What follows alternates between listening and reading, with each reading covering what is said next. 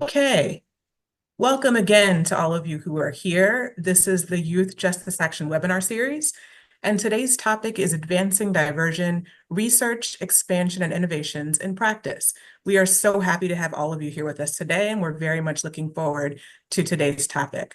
Just a very few housekeeping tips before we get started. We welcome you to share your thoughts and questions throughout today's presentation. You can do so by using the chat or raising your hand to unmute during the webinar. My colleagues Scott, Jackie, and I will be monitoring the chat and will help lift up your comments and questions throughout the session. Today's session has been approved for 2 hours of STC credit. To receive credit for attending, you must stay for the duration of the webinar. MCLE credits are not available for this month's webinar. Please be sure to make sure that your first and last name are appearing in the participant list in Zoom so that we have it as part of our reports. You can just double check that by clicking on participants. And if your name needs to be updated, you can click on the 3 dots next to your name and rename yourself in the list. It looks like today, just about everybody, actually everyone, has their first and last name appearing already. So thanks for that. Today's webinar is being recorded and it will be posted and available on the OYCR training resources page shortly after today's session. Before we get started, we would love to hear from you while you're here today. So in the chat, please drop the answer to this question. What do you want to get out of today's webinar? Share with us. Our speakers would love to hear from you. What are you hoping to take away from today's webinar?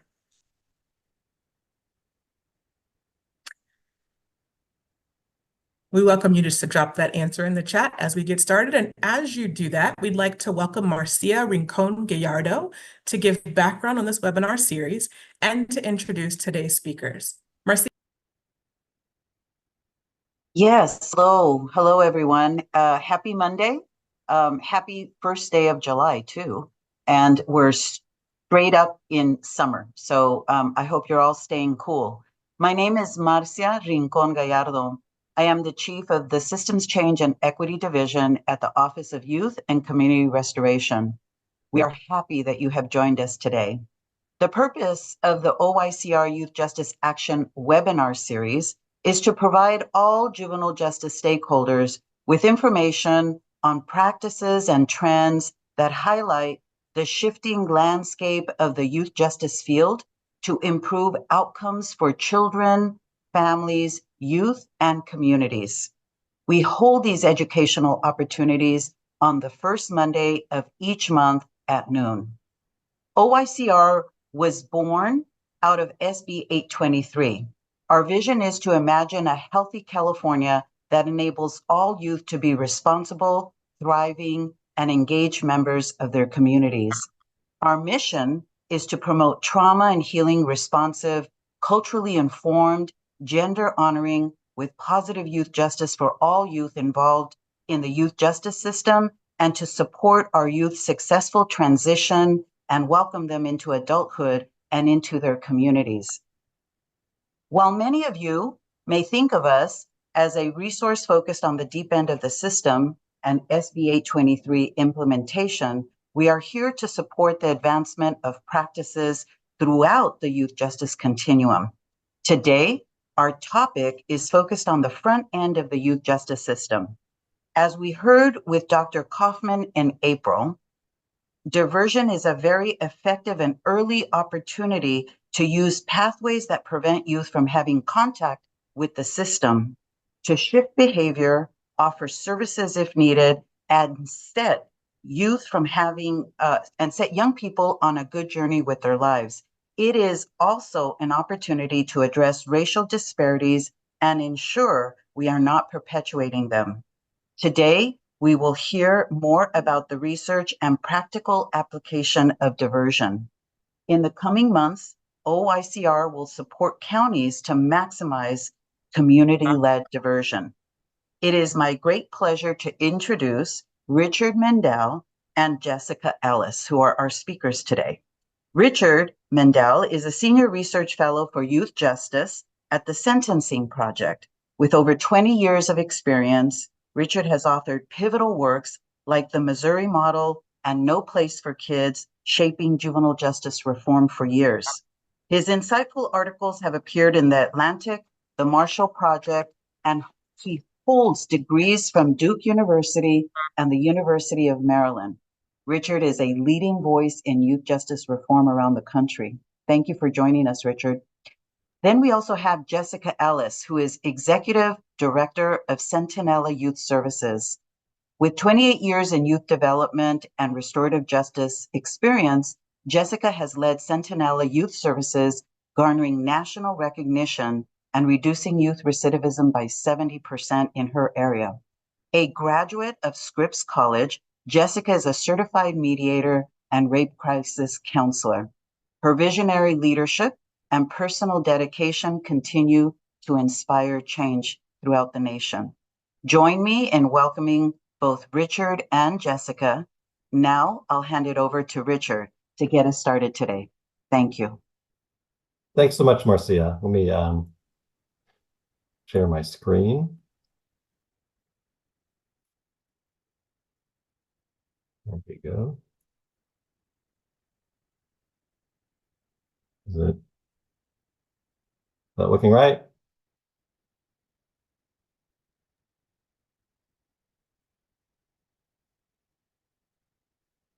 There we go.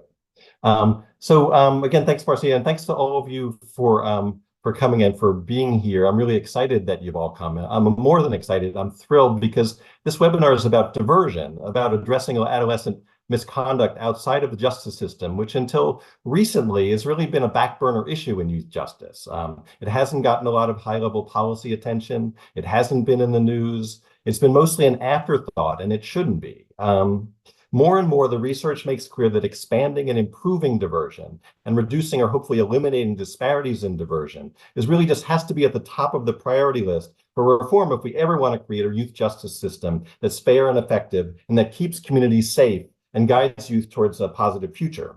So it's great that the leaders at OYCR have decided to focus on diversion and that so many of you have come today. So as Marcia said, I've been writing about youth justice for a long time, more than nearly 30 years now. But for most of those years, I paid a little attention to diversion. Rather, my writing and research concentrated on reducing confinement, about alternatives to pretrial detention. I worked for many years with the Casey Foundation's Juvenile Detention Alternatives Initiative, and about the overuse of incarceration and correctional confinement as a consequence after young people have been through the court system and adjudicated delinquent. A decade ago, I wrote a comprehensive report called No Place for Kids that documented all the reasons why mass incarceration of youth is counterproductive. Recently, I published for the Sentencing Project a report called Why Youth Incarceration Fails, updating the evidence on why youth incarceration doesn't work. But recently, I've shifted my focus away from incarceration, the so-called deep end of the system, and now I'm concentrating at the other end of the spectrum of youth justice, on the very front end, and the first decision that police officers make or court intake workers make when they encounter a young person who's committed or allegedly committed an illegal act. This transition of mine started about 8 years ago when I started studying juvenile probation. And I learned that the conventional model for probation, a long list of rules and conditions, then monitoring compliance and punishing and sometimes incarcerating those youth who don't follow their probation rules, had no evidence of effectiveness. And it made no sense in light of adolescent behavior and brain development research. So I started looking at what worked better than probation, or what could work better. And I found lots of evidence, much more than I expected, even though I've been doing this for a good long time, showing that kids who were diverted away from the court system entirely did better than the kids who were sent to court. And lots of research found that disparities in diversion are huge and hugely important. Today, I want to tell you about this research, and specifically, I want to talk to you about 6 lessons I've learned and 2 questions that I want to ask you. The first lesson is that the research is making more and more clear that involvement in the justice system is harmful for youth. The courts just don't seem to have what it takes to steer teens towards a positive and law-abiding future. It's just not an effective venue, courts, for improving behavioral health and reversing delinquent conduct. At least that's what the research says. And the second is that in light of that research, diversion is vastly underutilized in the United States.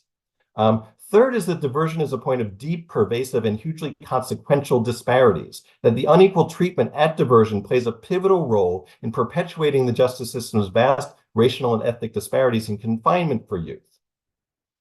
And the fourth is that many common policies and practices employed for diversion unnecessarily exacerbate disparities and limit diversion opportunities. A lot of what we do about diversion, or a lot of our diversion practices, may really make no sense at all. Most of the time in most places.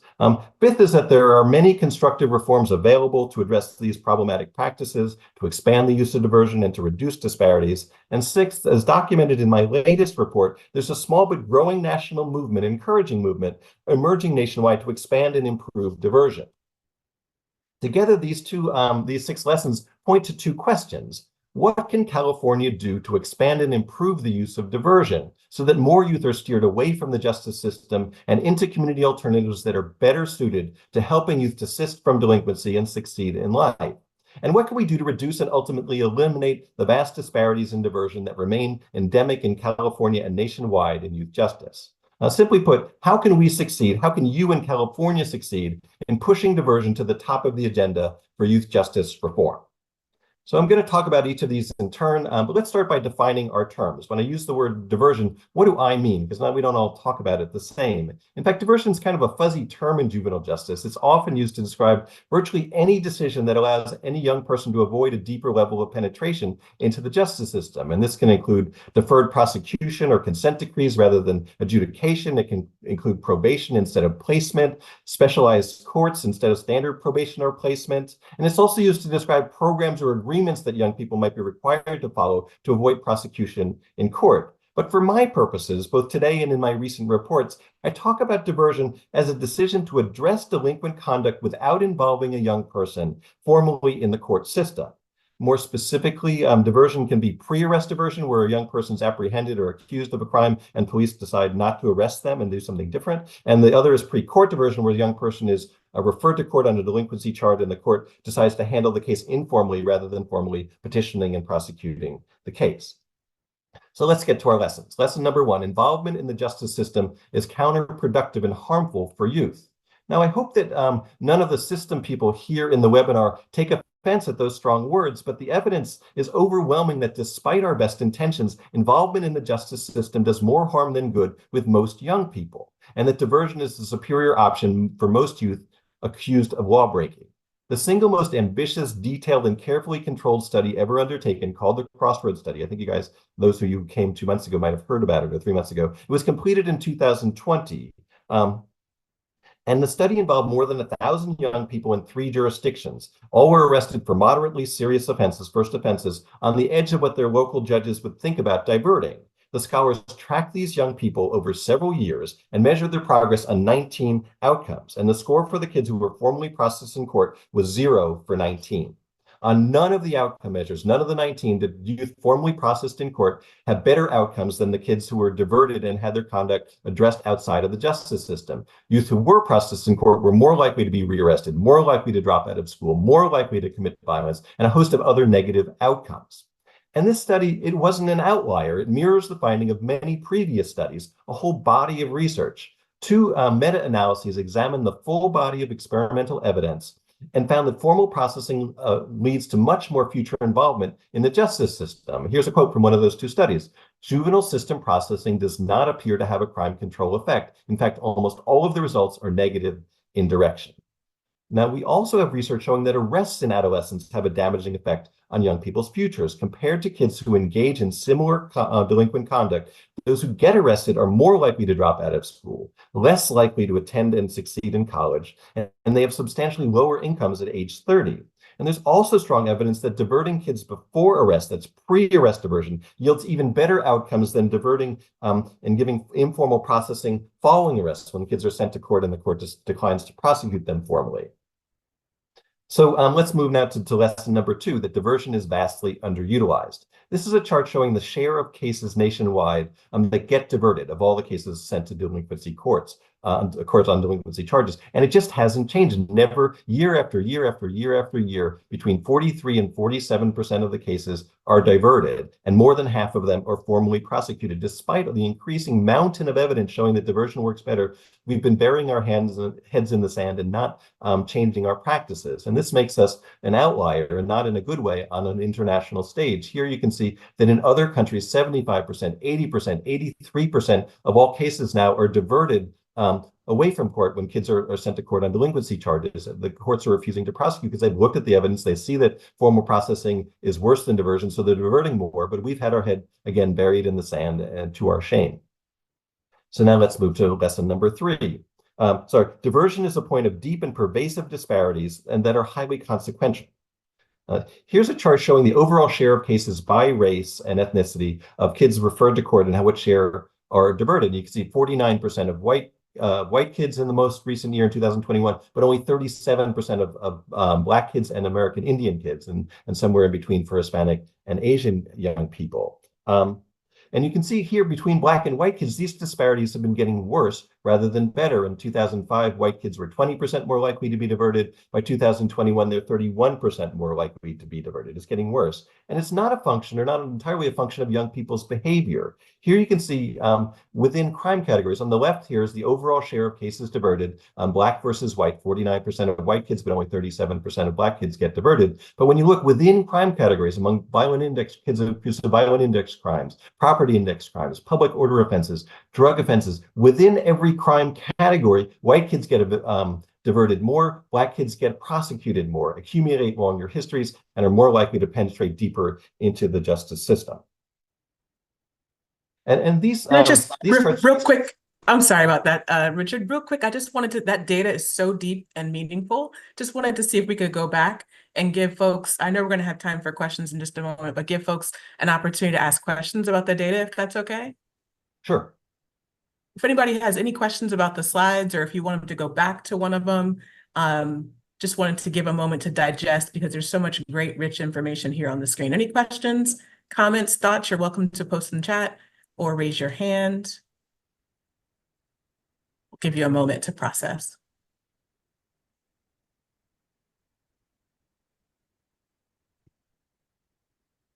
Don't see any hands so far, so maybe we can go. Oh, there is a couple questions. Okay. There's a Cesar asks if this is California or national data. These are national data. Okay. Oh, another question about California data. Okay, any other questions? Someone asks if it includes 707B offenses, but because it's national data, I'm not sure. This includes all delinquency charges. So yeah, it includes serious felonies and misdemeanors and everything in between. These are great. Any other questions? We want to make this useful for all of you, so feel free to jump in. All right. So thanks. Thanks,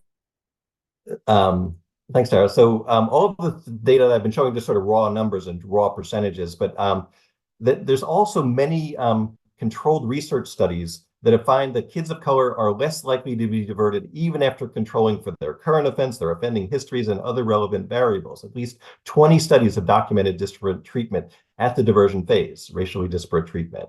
And there's also compelling research that shows that disparities in diversion have cascading effects, that earlier involvement in the justice system for youth of color, because of the lack of diversion opportunity, greatly increases the likelihood that youth of color will be arrested for any subsequent misconduct, and it intensifies the severity of punishments they receive later in the process. So now on to lesson number 4. Many common policies and practices employed in diversion unnecessarily exacerbate disparities and limit diversion opportunities. So I spent some time looking at what's causing all these disparities in diversion. And I found 2 main factors. And the first one is subjectivity and implicit bias. States have exhibited a crippling lack of leadership on diversion. Hold on, there we are. There's no clear rules or policy guidance for the use of diversion in most states most of the time, no detailed data collected on diversion, little or no effort to analyze diversion data by race and ethnicity, and no explicit goals to expand the use of diversion or reduce disparities. You guys will be able to tell me later if I'm wrong, but it seems to me that that's probably still true in California. Instead, decisions are made on the fly. The process is idiosyncratic and highly subjective, varies from one place to another. And we know that whenever subjectivity is allowed to rule in juvenile justice or anywhere in the justice system, disparities and bias are soon to follow. So the most thorough study ever conducted, examining implicit bias in diversion decisions was completed just in the last couple of years, and it looked at diversion decisions in 3 Arizona counties. And they found, you can see on the left here, that overall the share of cases diverted by race mirrored the national average. 53% of white kids got diverted, but only 38% of Black kids, and somewhere in between for Hispanic and Native American kids. But for this study, the scholars went deeper and they dug into the case files of the young people, and they found glaring disparities by race and ethnicity in court officials' written notes about the young people. Negative attributions about the young people's character were several times more likely, 6 times more likely for Black kids than white kids, 3 and 4 times more likely for Hispanic and Native American kids. And these were entirely subjective comments, like they feel no remorse, they don't take the offense seriously, that they're uncooperative. And the scholars found that these attributions closely mirrored and predicted the diversion decisions. That once the court officials had these negative impressions of that about the young people, which they did much more for the kids of color, they didn't divert that. There's also tons of evidence that negative assessments of families are a big factor in denying diversion opportunities for kids of color. Studies consistently find that court staff assess families of color as more troubled and dysfunctional, or less able to support their kids' success, or less interested and willing to work with the court. And these family assessments also were tightly correlated with diversion decisions. So this subjectivity is half the problem. The other half is a slew of widespread but misguided policies and practices that seem objective in theory, but harm youth of color disproportionately in practice.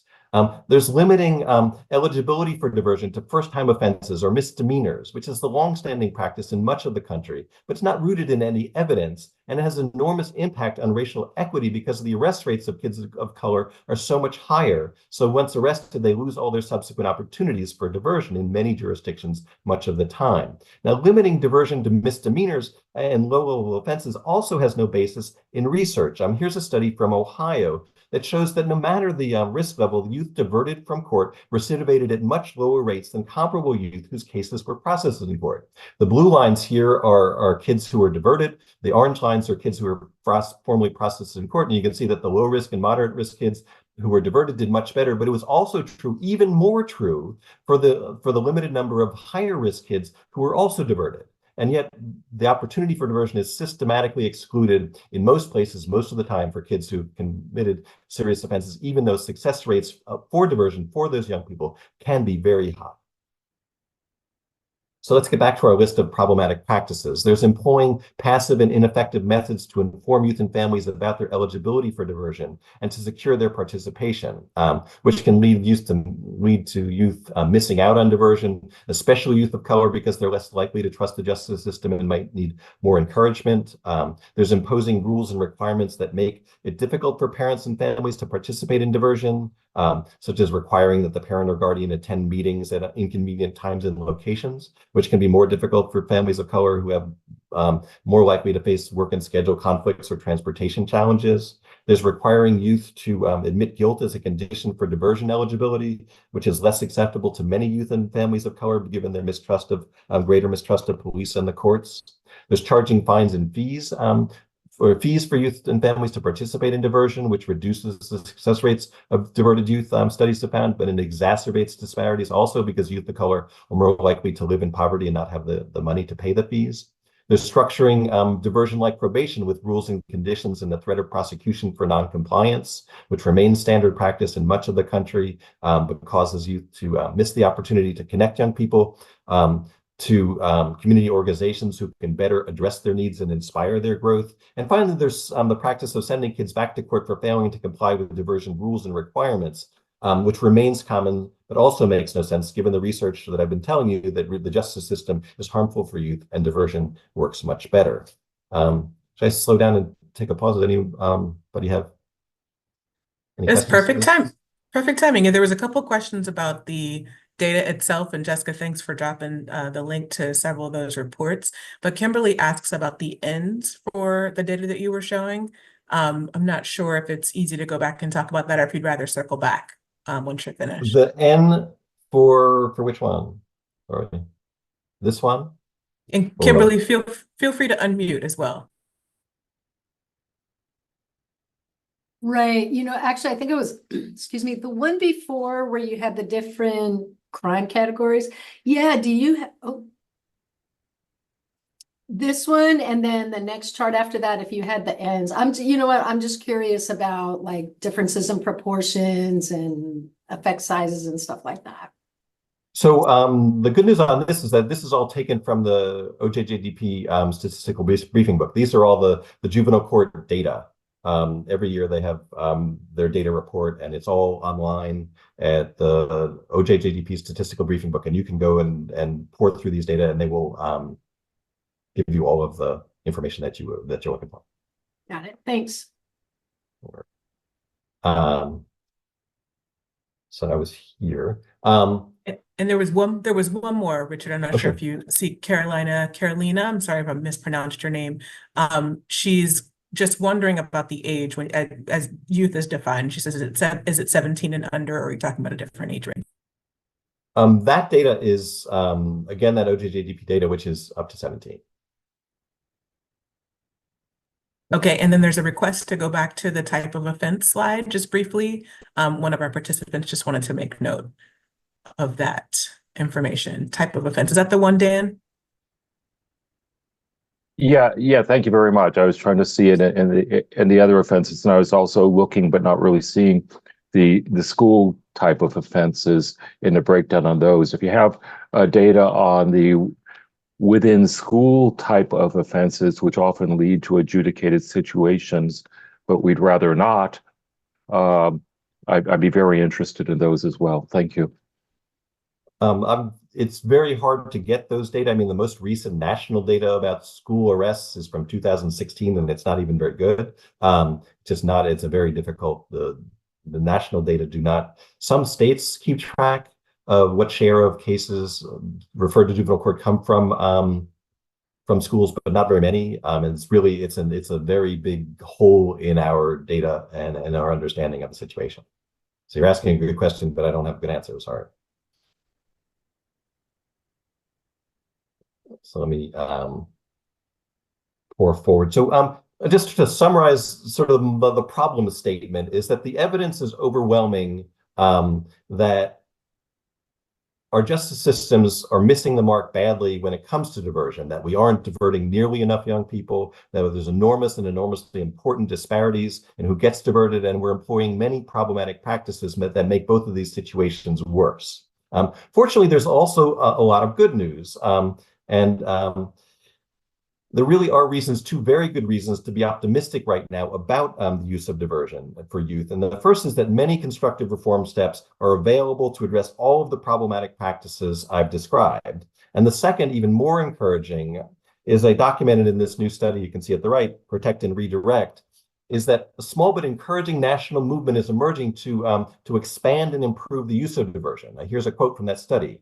Gradually but unmistakably, state and local leaders across the country, regardless of region or ideology or political party in power, are recognizing and acting on the evidence that arresting youth and prosecuting youth in the court system is often counterproductive. Specifically, the report documents promising reform steps taken in 23 states, including California, and in 8 localities over the past 5 to 10 years. And the reforms can be grouped into these 4 categories: new laws and programs and pathways to expand the use of diversion, new initiatives to combat disparities in diversion, embracing best practices to improve outcomes for youth who get diverted, and using data to build support for and increase success in diversion. So several states and local justice systems have enacted new policies and programs to expand the use of diversion in recent years. Some states and localities are mandating the use of diversion in many cases, or making it the presumptive default option. That includes Utah, Kentucky, Kansas, Washington, and others, hopefully California soon. Provide state funding to support diversion programming, direct funding. There's keeping youth with significant human service needs, but not a big risk to public safety, out of the justice system, not requiring justice system involvement for them to access the services that they need. There's expanding the use of pre-arrest diversion you're going to hear more about it in Los Angeles County soon, but in Florida, in Memphis, other places. There's raising the minimum age for juvenile court, which means automatic diversion for younger youth. 15 states, actually 16 since 2016. Minnesota just passed a law this spring. And these laws, as you can see in this chart, can have powerful effects. In Utah, you can see that they passed a law in 2017, but just in the last few years, since passing that, they've more than doubled the share of cases referred to juvenile court on delinquency charges that get diverted. Now, a few states, not nearly enough, but few, have begun to explicitly target disparities in diversion as a key focus. In New York State, they created a new policy academy at county level, where county level teams came together and looked at what's going on with their diversion policies and practices, to identify where diversion disparities were existing, what was causing them, and to strategize and to implement solutions to reduce disparities. New York also created a statewide goal to reduce disparities, particularly at this decision point in the process, because they saw it was so important. In Kentucky, they passed a law, a comprehensive juvenile justice law 10 years ago, that included a big push for more diversion, but they found initially that it benefited the white kids much more than the black kids in the state. And so they looked at why, and they found that by enhancing outreach to families, they were able to reduce some of those disparities, because a lot of the black kids were not, and families weren't accepting invitations, that they were sending just form letters. And they decided, let's stop the form letters and call people, engage them, encourage them, and bring them in, and it really reduced disparities there. And they also started advocating with judges and prosecutors who had big disparities in the share of cases that were being diverted. In Pennsylvania, as in New York, they created county level teams to look at diversion, to do intensive analysis, strategic planning, and to plot action steps to identify and address disparities. And in Iowa, they created new diversion programs in several counties that were targeted specifically to offenses like disorderly conduct, where they were showing big disparities in who got arrested. So they're arresting many black kids and not white kids for disorderly conduct. So let's just create a special program, a diversion program for kids who were arrested for disorderly conduct and similar offenses in other counties. There's also been significant progress reducing disparities in Houston and in St. Paul, Minnesota. Now, other promising strategies that have emerged is promoting the use of restorative justice as an alternative to formal court processing in several states and in lots of localities, which is an especially promising strategy. Eliminating or reducing fines and fees for diverted youth, and that's a place where California has been a leader. Engaging and supporting youth who might otherwise fail diversion rather than sending them back to court, which we know is counterproductive.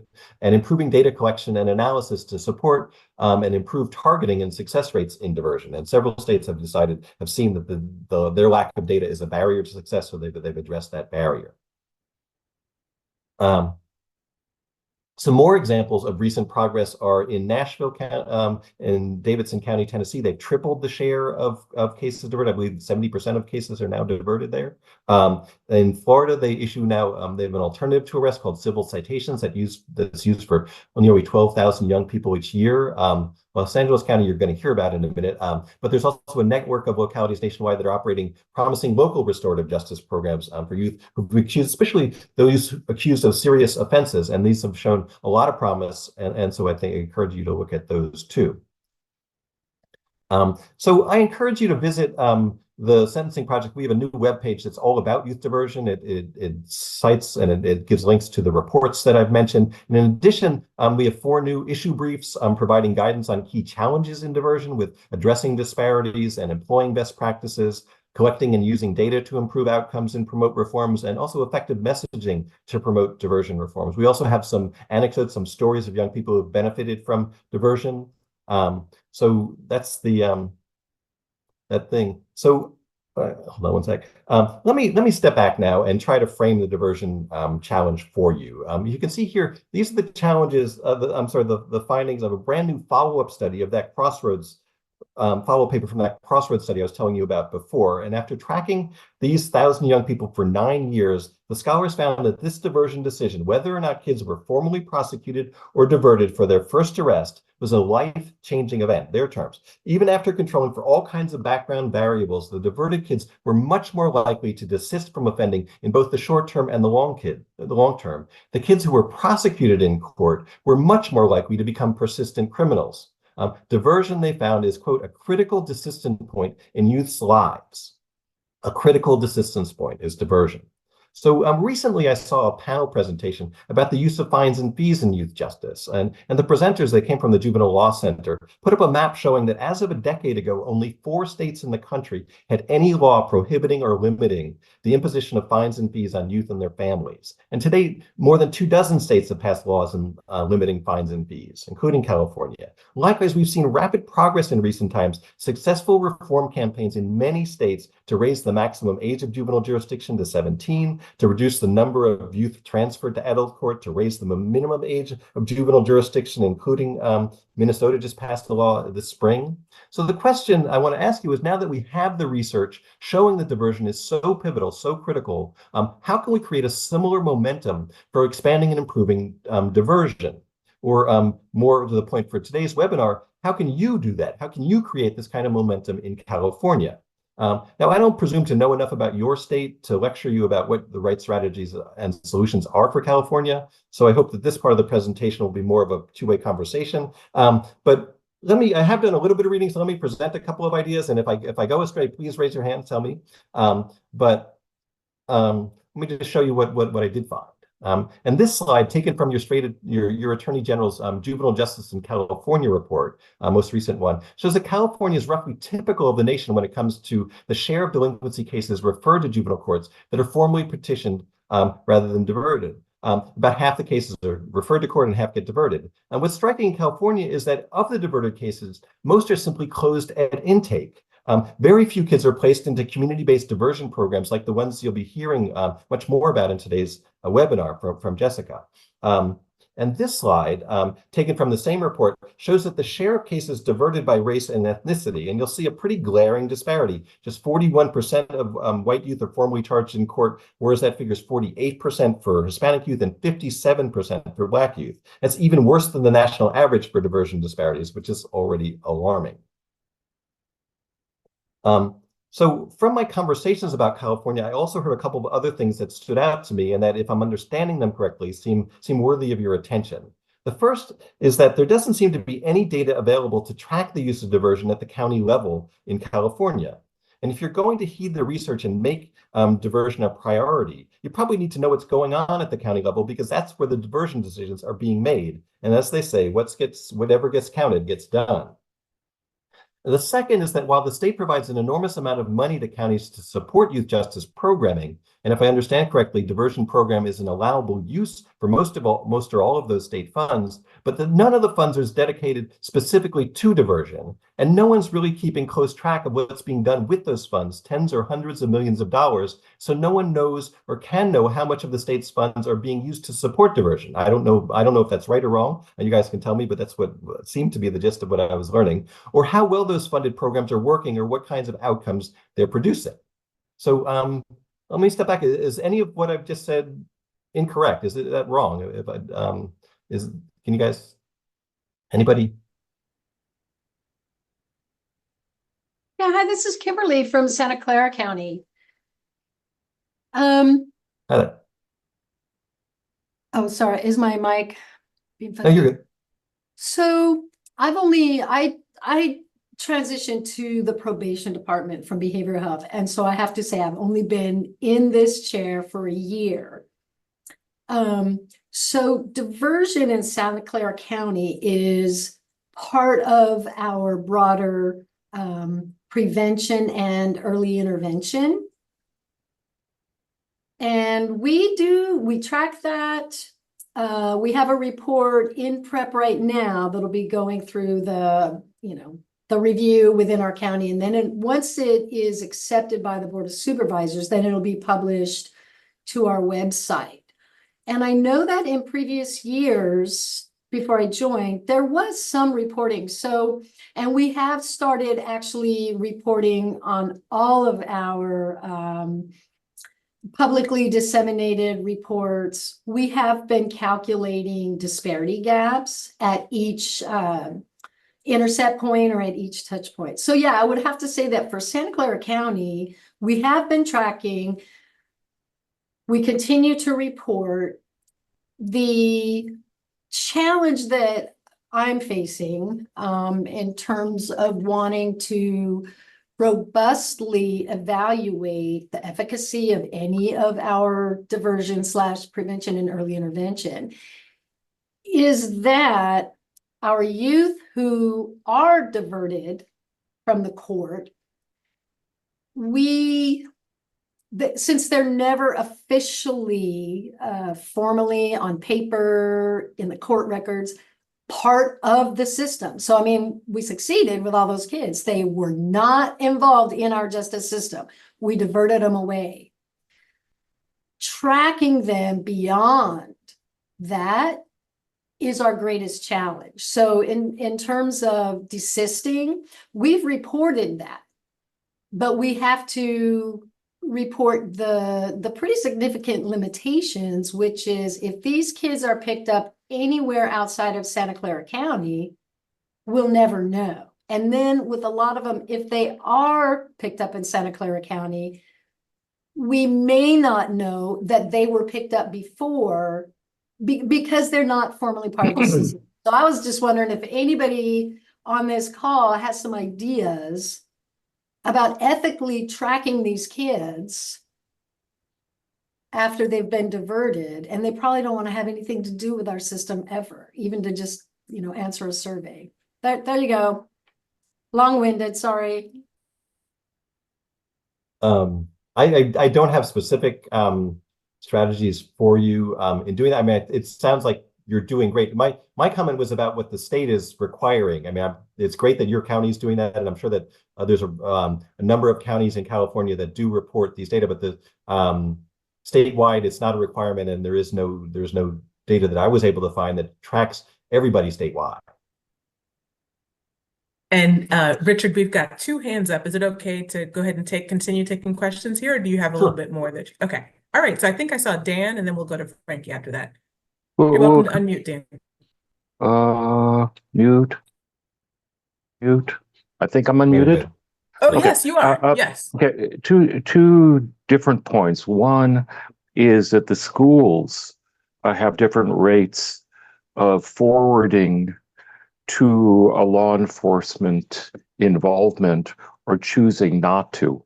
And part of that is based on the availability of educational options, having community day schools, except when community day schools, which are district operated, without having to go out, move from the district to the county, went to a block grant. I lead it for the state. We went from over 400 community day schools to now about 175. So a block grant, which was not studied, had an impact of having fewer district-led options that might have been seen as an educational placement, as a diversion without involving law enforcement. So, and I'd be curious if other states have something. Otherwise, they might go to a county community school or be involved in juvenile court schools and other adjudications. So that's one type of diversion, but we don't have that type of data because it's a decision point based on having available placement.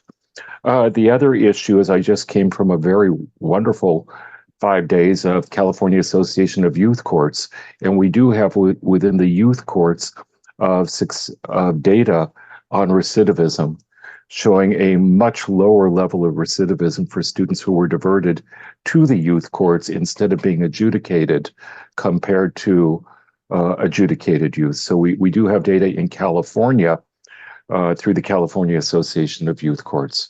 And there is an extremely positive difference on youth court kids, although the level of the prior activity in many youth courts is lower, who's being diverted. So there are other types of statistics for valid comparability. Thank you. Yeah, no, it's hard to make apples to apples comparisons with youth courts, but the research that I've seen is fairly kind of neutral, that diversion in general tends to work much better than court processing, and that there's not any evidence that youth courts are any better or worse than other forms of diversion. So they're they're in the middle of a good breed, as opposed to the formal processing tends to reduce success rates. Okay, Frankie, thank you for your patience. You're welcome to unmute.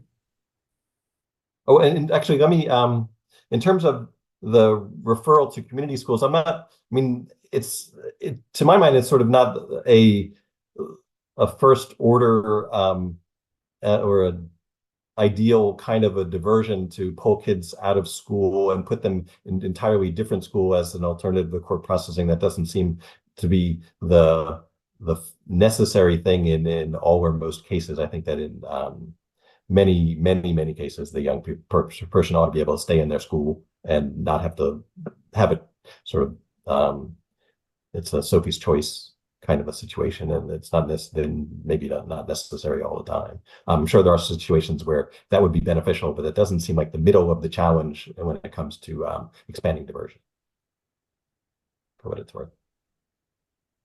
Sorry, Frankie. All right. Well, good afternoon. Thank you, Richard, and thank you to your team and OYCR. Very much appreciate this presentation. My name is Frankie Guzman. I'm an attorney at the National Center for Youth Law based here in California, but we do a fair amount of work nationally. And a big focus of my team's work is on diversion and alternatives to incarceration and system involvement. And just for your information, and I think it complements well what you're saying here is, beginning in 2018 and again in 2019, my team and I advocated for and successfully secured about almost $60 million in state general fund monies from the state to be appropriated for pre-arrest diversion programs that targeted youth at large. But also about $11 million of that was targeted towards Native American youth on tribal lands. And about 4 million of that was for youth that are residing in group homes and shelters, which have high rates of calls to police. And so, one of those funds is called the Youth Reinvestment Grant. We partnered with Reggie Jones Sawyer, one of the legislators here. And we ended up getting about $40 million for pre-arrest diversion programs. These were 3-year grant programs that funded CBOs across the state. And over these 3-year programs, 15,000 young people were diverted from arrest by police and taken to a CBO that was funded with this money. And so, in essence, this money went to CBOs, not to probation, not to police, not to the system, but community providers. And of these 15,000 young people that were diverted over these 3-year grant programs, 75% were evaluated at intake as being moderate to high risk for reoffending. And again, these 15,000 young people, 67% experienced no rearrest over the course of these 3 years programs. So what we were able to show is, the vast majority of these young people were young people who are considered to be, moderate to high risk and oftentimes are not diverted, but here police use their discretion to do that and took them to CBOs who had a significant success, almost the inverse of what system involvement has. If we're talking about 67% recidivism for youth in the system, here we had 67% success, no rearrests.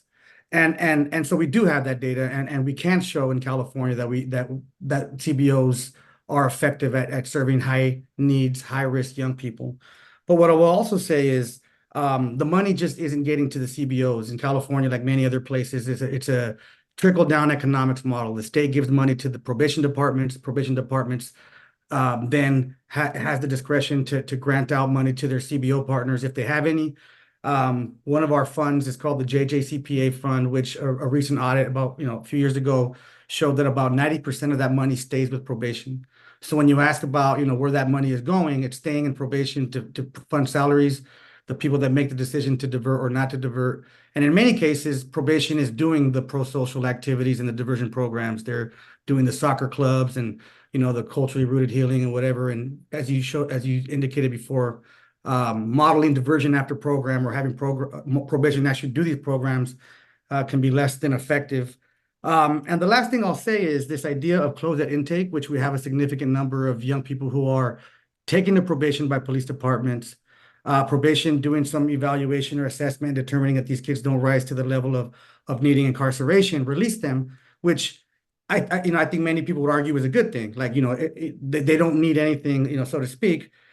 I think it's appropriate to do nothing if the only alternative is system involvement, but I think it's also a missed opportunity to connect these young people with community-based providers, assuming there's funding for them, because the reason why a young person might come into the contact with the police department or whoever in the first place might be, I think, a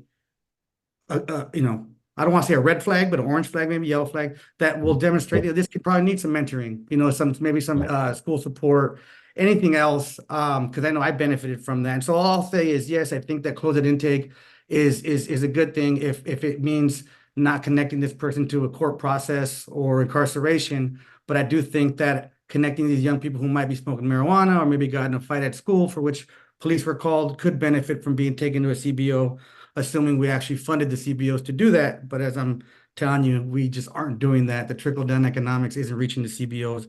But in 2018 and 19, when we did fund the CBOs, we showed pretty well that CBOs can and do the work far better than the system can.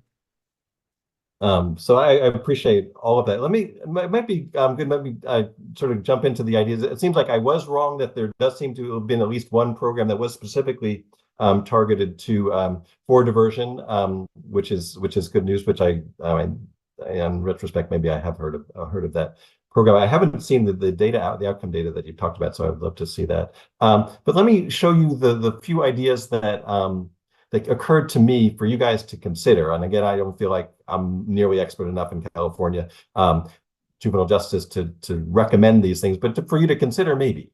And first is to sort of collect and analyze data at the county level on the use of diversion in every county, not just the ones who want to, and on disparities.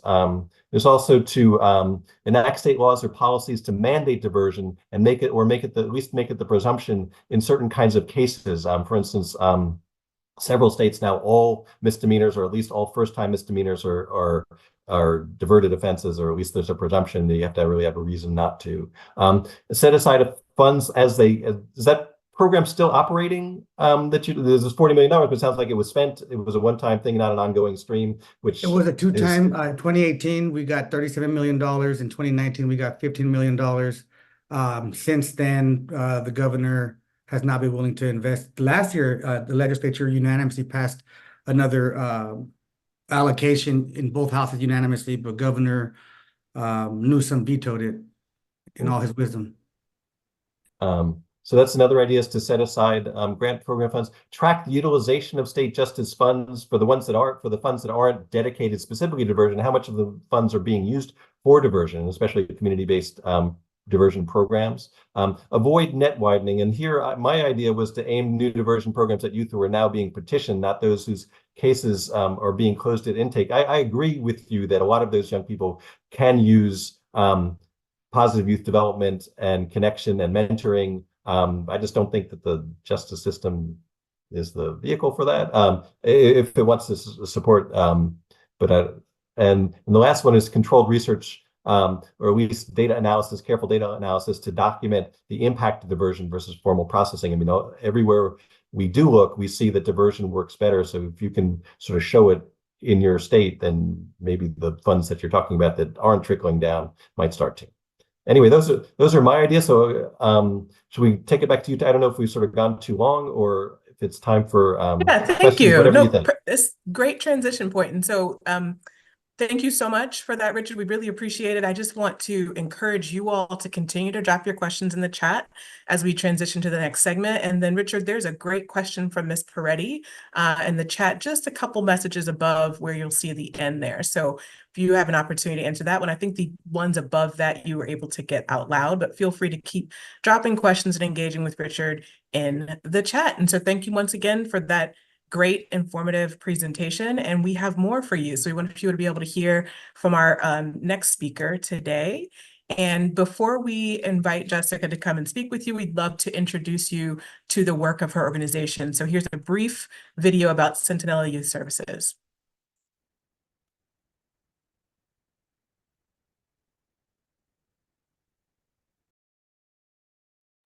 There's no sound, Tara. 13-year-old boy takes his sister's pickup for a spin and ends up hitting a postal truck. He was booked for felony hit and run. I was in critical condition. I had a fracture to my lower back, 15 staples on my head. I know everybody makes mistakes, but the mistake I did, I will never forget about it, because, I'm hurting another human. You have the victim and the youth come together. They sit there with the mediators, helping them to communicate. I had so many questions I wanted to ask him and his mom. When I walked in there and I saw him, even though inside of me I was angry, at the same time I was happy I was there because I was going to get closure about what happened that day. They cared a lot about how I was feeling, made it very comfortable for me, but at the same time made it comfortable for him to open up about what was going on with him and what it was that he needed help with. It is something hard. I went through something difficult. It's easy for me to say, I'm going to send him to jail because of what he did, but what is that going to do for you? Get you more angry? I believe that, us as parents and grown-ups can help a troubled child, when we have programs like this. We feed the adult population in prisons of our juvenile justice system. We cannot continue to lock kids up and to throw them away like they don't matter.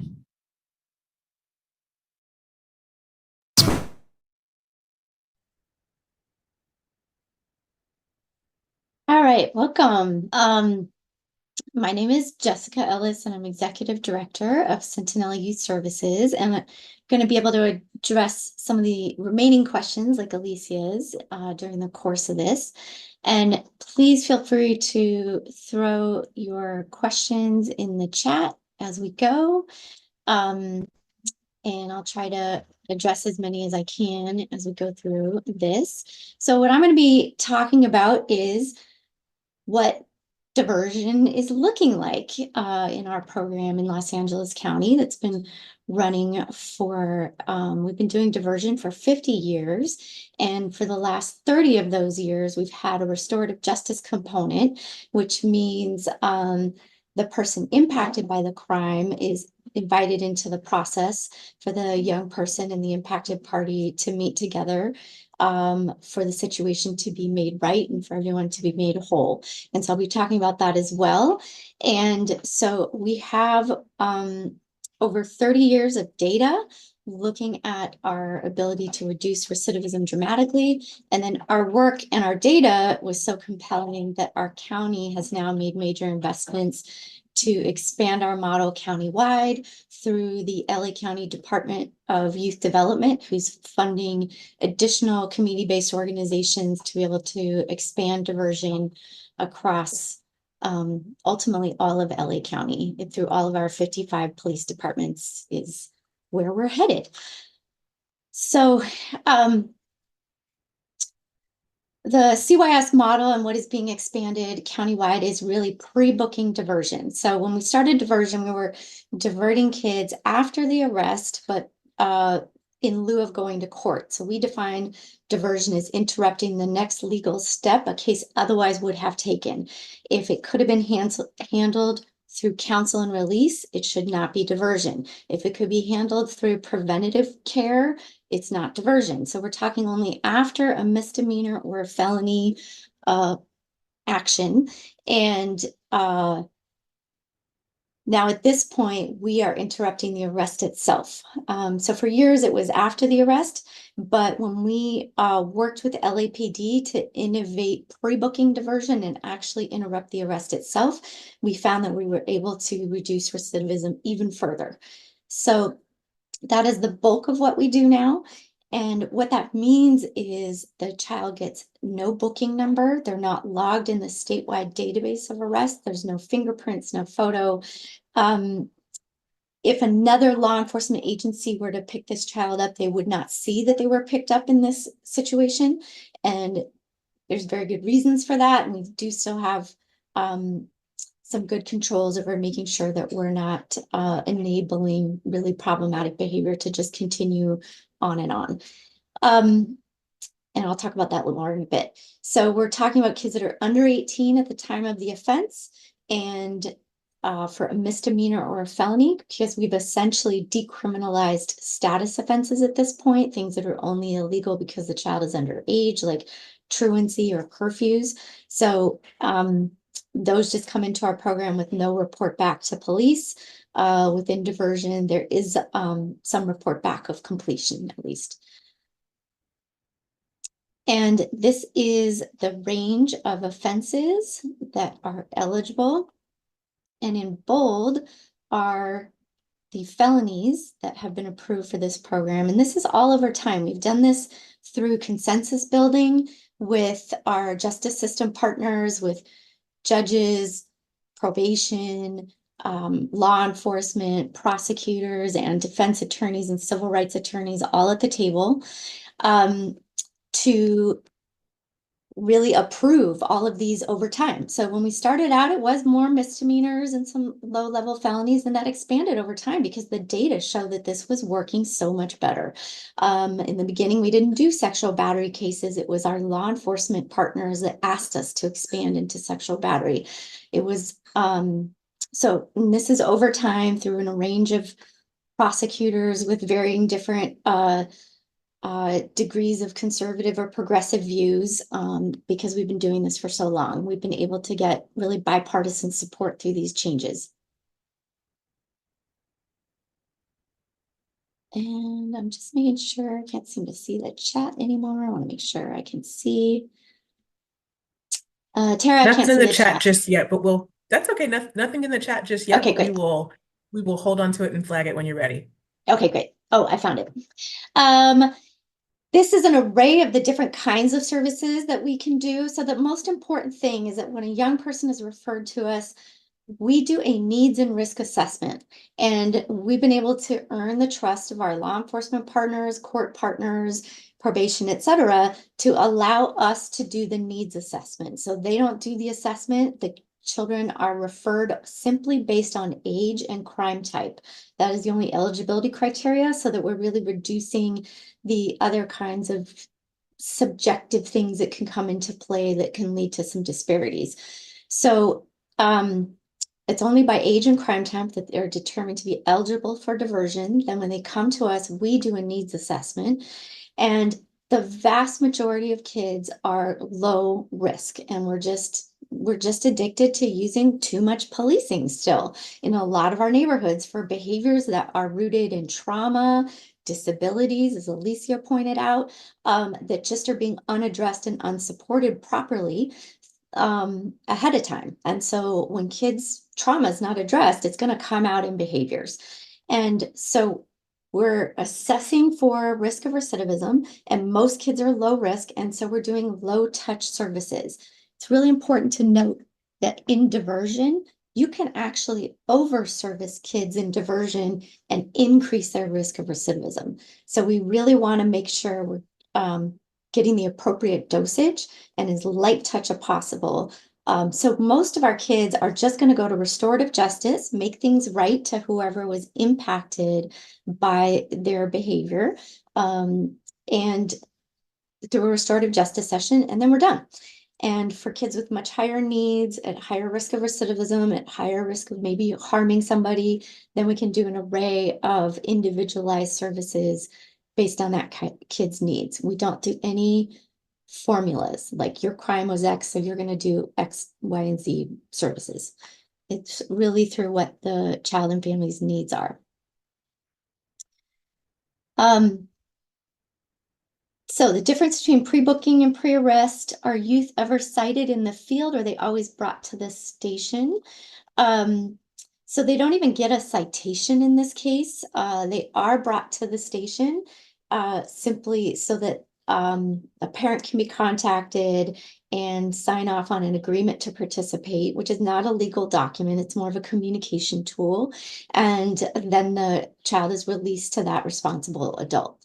If they are in foster care, then we're going to do some added protections, because if the group home or the foster parent doesn't want to cooperate with diversion, we want to make sure that young person still gets that opportunity, so it can be referred without the foster parent agreement.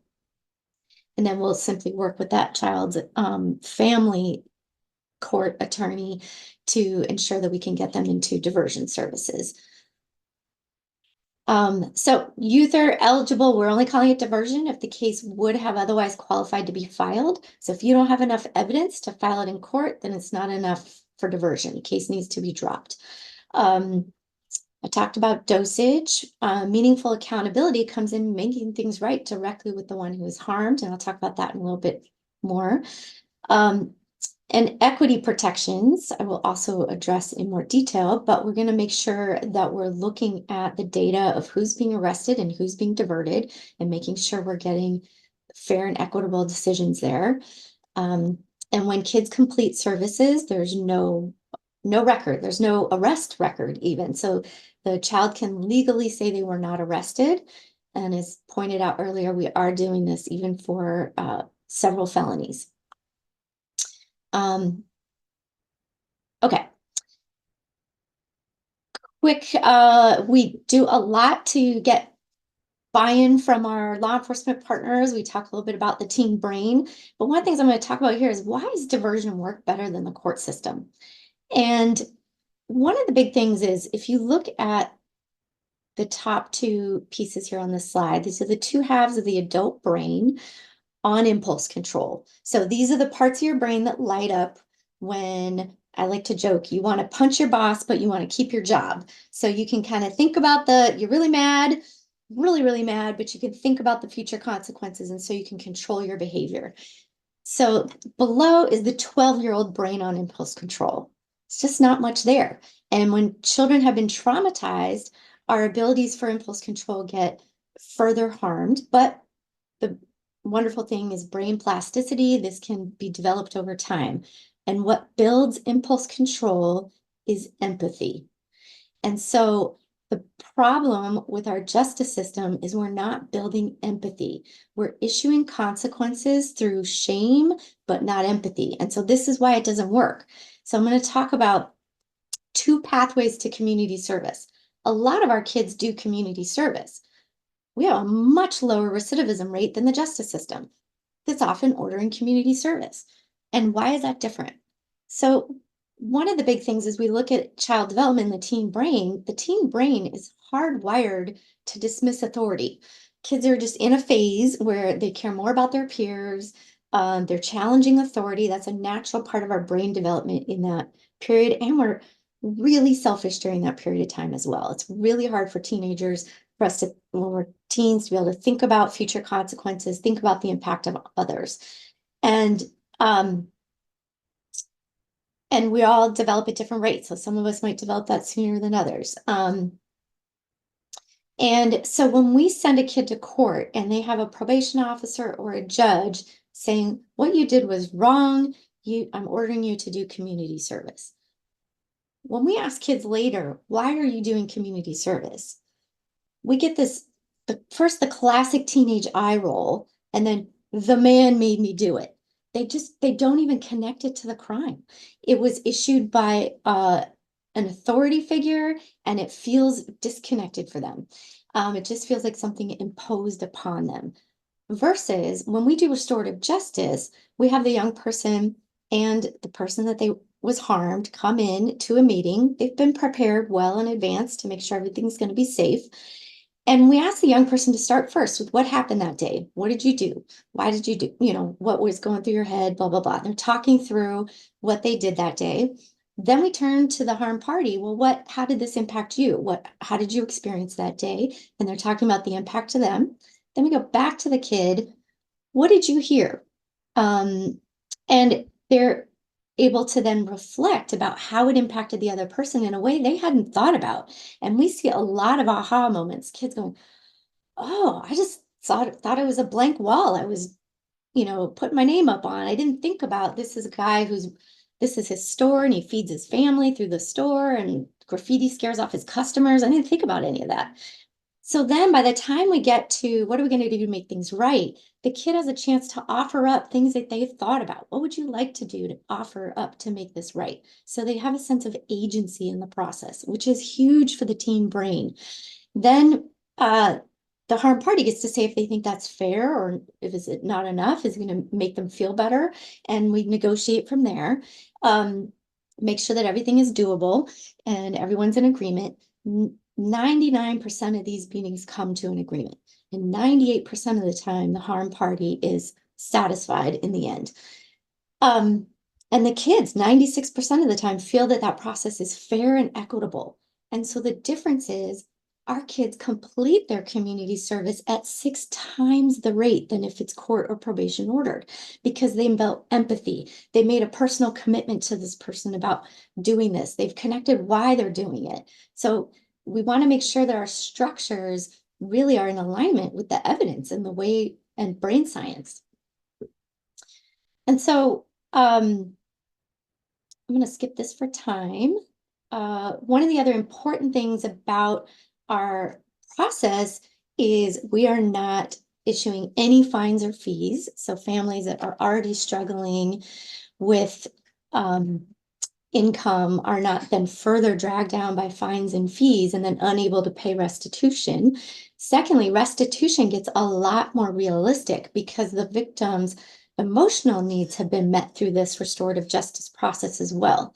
In the courts, really all victims have to ask for is money. And so the more angry or hurt you are, the more money you ask for. But if the family really doesn't have it, you're not going to get it. So then we reach victimized victims with adding on the disappointment of restitution not coming through, while we're still giving fines and fees to the family. So our restitution completion rates are huge compared to the justice system. I'll get to that data in a minute. Also, the victim maintains a say in the process. These restorative justice appointments are set up at times and locations that are convenient to all parties. So it's not like we're making everybody take time off of work and school to run downtown to the courthouse, only to find that their case has been delayed again, all of that. So it really is found to be better for both parties, not just the kid, but also for the crime victim. And so here's some of our outcomes. This is LA County data. The top is data that came from our prosecutor's office under, and so looking at kids who've been prosecuted in court, 2/3 were prosecuted the year before, or prosecuted prior of all the kids that looked at in 1 year. So that's a 2/3 recidivism rate, and then many of them saw confinement, versus our kids on informal probation were about a 23 to 33% recidivism rate. So that's essentially probation's version of internal version of diversion. Excuse me. While kids that came to our program, the kids that we assessed as being low to moderate risk, they were and continue to be. This is data that has, these rates have sustained for about well over a decade, actually about 2 decades of data here. And so our kids are at about an 8% recidivism rate if they came in as low and high risk, and are low to moderate. And our high risk kids, many of them, for about 25% of them for felonies, are at 11% recidivism. And again, that has sustained over time. When we've looked at recidivism rates, we finally got a hold of some longitudinal data, and our kids were staying out of the system over time. Jessica, while you're on this slide, there's a couple questions about whether you have any information about the breakdown by gender or ethnicity for this data. We do. I don't have it on me, but basically it's been consistent across the board. So it's not like boys are recidivizing worse than girls. It's been really consistent across the board for our kids. Okay, and I mentioned community service completion, restitution.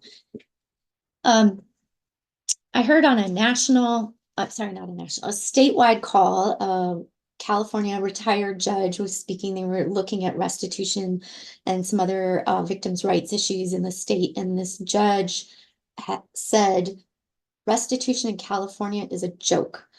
Basically, it's not collected. So we found in our county, in our division, looking at, there was an external study that was paid for by the California court system to look at our program versus kids with the same crime types and same demographics going through the normal court processes. And our kids were paying back restitution at 166 times the rate. And our kids were not paying that much because the victim was getting really reasonable. Once they met the kid, it was getting really realistic. And that's because our system orders restitution, but doesn't effectively collect it. Our county was collecting an average of $1.94 per kid. So one of the resistance points that we hear to doing more diversion is concern about the crime victim. And we just have to let that go. It's not the case that we're serving them better through our current systems. And when kids do, so to the question of where kids offered financial support to pay, we never needed to do that. So what happens is when the harm party says, I want $1,000 in restitution. Then we turn to the kid, and let's say this is a 13-year-old kid. We turn to the kid, okay, do you have $1,000? And he turns and looks to his mom and says, well, don't look at mom. She didn't do this. Do you have $1,000? He's like, I'm 13. I don't have $1,000. It's like, well, do you have, obviously you can't have a job yet. Do you have allowance or anything like that? We're reality setting for the harm party. And so really they will come way down. Most crime victims will end up through this process because empathy is built both ways. Most will go, okay, fine, I don't need money. How about this instead? And they'll get to other agreements. So we do a lot of work to reality check through the whole thing. So we're not even at a point where families are agreeing to things that are going to be a strain. Here's some more data. I've talked about most of this. Cost effective. Kids going through our diversion program can be anywhere from about $1,200 to $4,600 in costs for serving them versus conservatively $280,000 to detain a child in the state of California. In LA County, our local budget is $1 million per kid, is what it sounds like for detention. So I'm going to stop sharing the screen for a second. And so I want to invite in a colleague from the Stanislaus Probation Department to talk a little bit more about another example. But before I do that, I want to just see if there are other questions. Is that cost figure for California? The $4,600 is like our cost for serving a high needs youth, and low needs youth are more like $1,200 or so. Yeah, did we miss any other questions? You are all caught up, Okay. except for the one that just dropped in. Yep. Thank you, Belinda, for asking that. What does over-servicing kids look like? So even when a kid is in diversion, there is some stigma that comes with that. So we're saying to a kid subconsciously, you've done something wrong. There's something wrong here. So the faster we can get kids out of diversion and just into normal youth enrichment programming in their own neighborhood, the better. And so they need to know when they're sort of done cleaning up the harm. And the quicker we can do that, the better, so that they can go back to being a normal kid, because that labeling just really gets into kids' heads. And so we've seen, even on our own team, we'll work with our case managers to make sure they're not overdoing it, and creating a service plan that has, multiple things the kid has to do. Like, let's prioritize. What is the one or two things that really put them at highest risk of being in front of police contact again or harming somebody again? That's what we really need to focus on. They might not have really high grades by the time they close out with us. Most do. Most really make a huge transformation in their grades. But we've had a few kids where it's very clear that everything else in their life has shifted. They're not hanging out with the same crowd anymore. They're not engaging in the same things. They're doing other constructive things, but their grades are terrible because they just really don't like school, as just one example.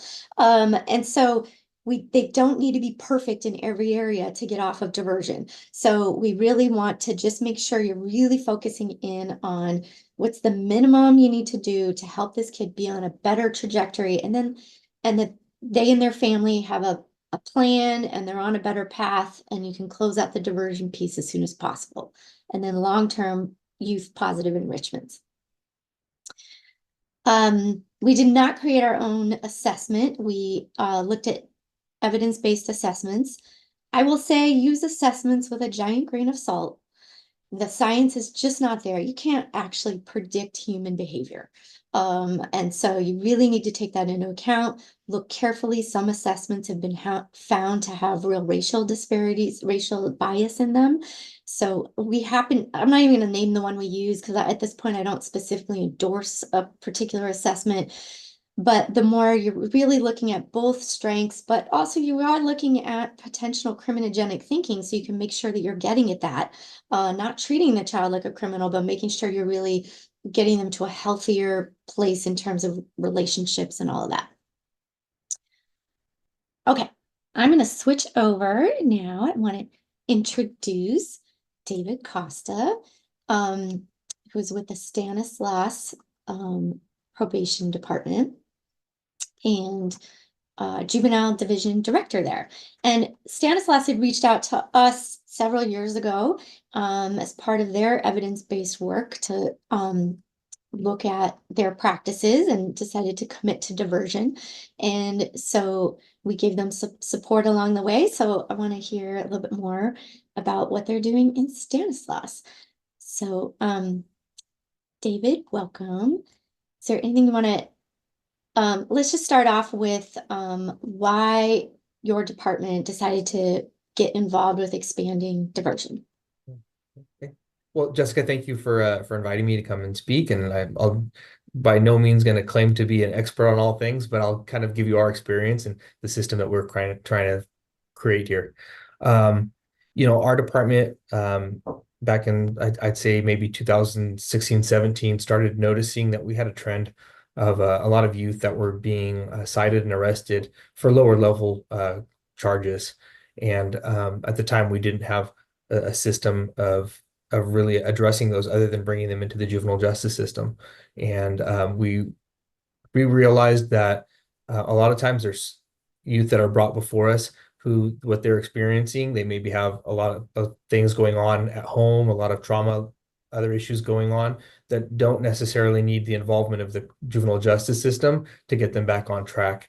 And so we began looking into options for ways for us to help youth address some of the issues that were bringing them before us without bringing them into our system. Great. And so your department decided to work with a community-based provider versus delivering the services internal through the department. What was the reason behind that decision? Yeah, well, we recognize that, especially with some of these lower level offenses, that bringing the youth before our department to have to address that automatically kind of creates a stigma that, you're a criminal, you did something really bad, and now you're having to come before, the criminal justice system to deal with it. And so what we really wanted to do was to limit our involvement in working with these youth so that it didn't have that stigma. The other piece that goes with that as well is when you start bringing youth over to our department to start receiving services or whatever it may be, automatically there starts being interaction with youth that have been have higher criminogenic needs, who've been more seriously involved in the system. And, I'm a parent and I really try to be really careful about who my children hang out with. And it's, do you really want to take somebody who has lower level issues or needs and then start having them interact in our system with youth that have maybe been involved in more serious, more dangerous behavior? Yeah, and that's the research supports that too. That you really want to level kids appropriately because at that age they are so swayed by their peers. They're very peer focused, and so absolutely can be influenced in that way. And then as you were looking at working with a community-based provider, how did you select Sierra Vista Cares? Yeah. So first we did some research and we looked at the citations and the arrests that were coming to us, and we're looking at where most of them were coming from. And in Stanislaus County, Modesto is our largest city, and we noticed there was a strong portion, a much larger concentration of youth that we were serving that were coming from an area called West Modesto.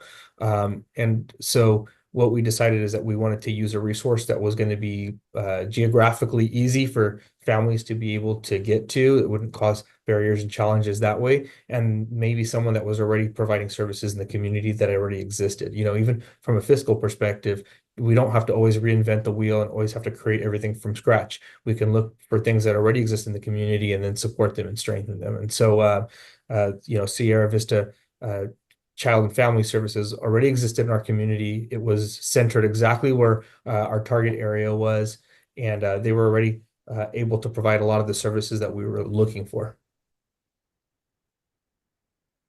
Great. So yeah, using data to see where the need was, staying close to families. One of the things I've been talking to other probation departments, sometimes I see that they have contractual barriers to working with community-based providers. Do you know anything about how your department worked through any of that? Well, I mean, it can be difficult, but in our county, we've been able to make partnerships with community-based organizations. There's a lot of red tape in government. You have to be willing to go through RFP and vet things, and the process can be pretty lengthy and difficult. But that's sometimes just the price to pay of being in government. And so if you can just accept that as being one of the challenges and work through that, you can make contracts with CBOs. Great. And I understand Sierra Vista Cares already had a robust family services approach and case management. Were there other aspects about their programming that were important for what you guys were looking for? Yeah, you kind of were touching on it, but they are a family resource center. And one of the things that we've noticed with a lot of the youth that we do send to these types of programs rather than dealing with them in the juvenile justice system is that a lot of times, a lot of the roots of the things that they're dealing with are coming from the family. A lot of times the charges even that they come to us with is, very familial based charges, assaulting your parents, stealing your parents' car, vandalizing in the home. A lot of times the red flag is right there that there's issues going on in the home. And so it's one of the great things with using a family resource center is that their focus isn't always so narrowly only on the youth, but they're willing to work with the entire family because, sometimes the youth is the one that kind of walks out with the consequence, but that doesn't mean that the youth is always the root of the issue. Great. I know then Sierra Vista Cares came to CYS to get training in restorative justice so that they could also serve the crime victim in the process as well. What are some examples of successes that you're seeing in the project locally in your diversion work? Yeah, this is actually one of the highlights for me. As you climb up the chain in your organization, you get less and less interaction with actual people. You start having to deal with contracts and finances, and unfortunately, you get detached from the actual work. But one of the things I always look forward to doing is, as I'm preparing my budgets for the Juvenile Justice Coordinating Council, I like to reach out to Sierra Vista Children's and Family Center and ask them, well, tell me some stories. How has this year gone? What have been some of your successes? And it's one of my highlights of my year to hear the youth that they're working with and what's happened. I mean, just to give some examples, we've had like youth that get in trouble we had a youth who got in trouble for assaulting her family and her sister and her mom. And we were able to get her services through Sierra Vista rather than dealing with the juvenile justice system. And it turned out that her family had been going through a really ugly separation through the parents, and she was really struggling to deal with it, and it was causing a lot of issues for her, and she was reacting, against the mother because of that. And the whole family was able to start coming in and receiving services together, and they were able to talk through a lot of what was going on. And turned out that it wasn't only that arrest or that citation that was a problem for the youth. She was starting to have lots of other issues. Her grades in school were slipping. She wasn't caring about the direction her life was going. Well, as she was able to work with her work with her caseworker and start figuring things out and really looking at her life and the decisions that she was making, she really got remotivated. And her relationship with her mother improved, and her mother was very clear about that. But even her grades started to improve, and all of a sudden she started thinking about her future and decided that she really wanted to be able to do a job that was meaningful to her, and that she wanted to get into nursing. And she brought her grades up and then worked with Sierra Vista, with her caseworker, to start applying for with schools and for scholarships, and ended up moving on. And now she's an RN and doing very well. Ended up going to a really good school. Stories like that of somebody who was really on a kind of on a downhill spiral, but with the right help was able to turn their lives around. I'm confident she's someone we'll never see in the criminal justice system, and she's doing really well for herself. Or we had a male youth, very similar, also lots of issues at home, and same thing, was able to get a lot of services for the whole family, and got remotivated in life, realized he really he liked welding. He was a very hands-on kind of a person, and got into a tech school, ended up in high school, ended up going to the state fair and won an award for his welding skills, and then ended up getting a job with a big company out of state doing really high level welding stuff. And, just a guy who just needed to be kind of set on the right path and get some help and assistance. So those are the kind of stories that we hear that really remind us of why we do this. Awesome. Thank you so much, David. I just want to check in if anybody has any questions specifically for David from a probation perspective. And if not, we're going to move on to another little piece here. All right. Thank you so much. I really appreciate it. I do want to circle back before we show one more video, and we're going to put up a poll in a minute. And I wanted to address something that Alicia said in the chat earlier around, and I think another person mentioned it around as well, around the intersectionality between youth with disabilities, or maybe who haven't been diagnosed early, and then behaviors that are later considered delinquent. I really thank you for bringing this up, Alicia. This is huge. I would say a large portion of our kids that are being put in contact, and then this also relates to something that Dan was talking about, asking more about data around schools. So one of the things that we do when we put in pre-arrest diversion and build, I think I'm still screen sharing. No. Okay. And build buy-in with law enforcement for diversion, then they'll start letting us know who is overutilizing police. So who is calling them on the most, lower level things. And so we start to then upstream, because really pre-arrest diversion should not be confused with prevention. So a young person who is in need needs support. You can call it prevention if you want, but basically we need to respond to our children's needs in a timely fashion and give them the support that they need. And no child should have to wait for police contact and a diversion program in order to get the support that they need. And so the biggest thing that we see is we're using diversion a lot in neighborhoods where really kids are not getting the support that they need, and their needs identified soon enough in school.